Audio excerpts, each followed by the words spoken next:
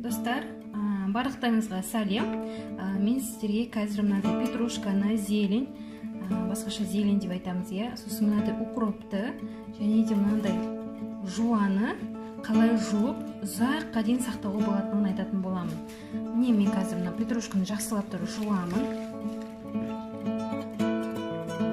Жақсылап тұрып жуып болған соң кептіріп қоямыз. Міндетті түрде кептіруіміз керек. Өйткені кептірмесек, суланып, ол тез бұзылып кететін болады. Кептіріп қоямыз, одан кейін жуаны жуамыз жақсылап тұрып. Ой, укропты. Укропты жуып болған соң оны да кептіреміз.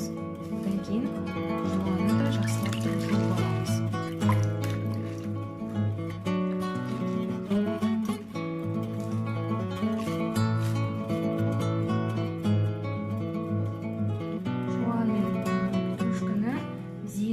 Жуып болған соң қазір жақсылап тұрып оларды кептіреміз. Міне мен бұл жерде жуаны және де укропты, петрушканы кептіріп болдым, жақсылап тұрып. Енді кептіріп болған соң осылай қылып майыстырып болсын, майыстырмай-ақ болсын, мынандай шығарылған салафандар болады ғой.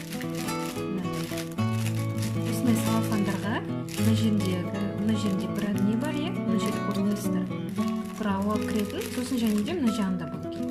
Сосын ішіне обязательно салып қоямыз. Осының ішіне мысалы жуаны саламын, укропты салып болған соң, осы күйінде холодильникте сақтайсыздар. Мына петрушканда да осындай салафанға және де мынандай жуанда да осындай салафанға салып қойсаңыздар, холодильникте 10-15 күн спокойно тұрады.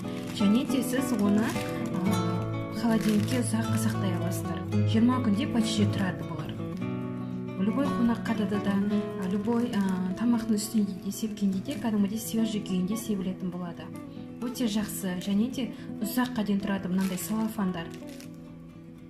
Именно осындай салафандарда укропты, петрушканы және де жуаны сақтауға сіздерге кеңес беремін. Сіздермен болған мөлдір, менің каналыма жазылып, лайк басып отырарсыздар.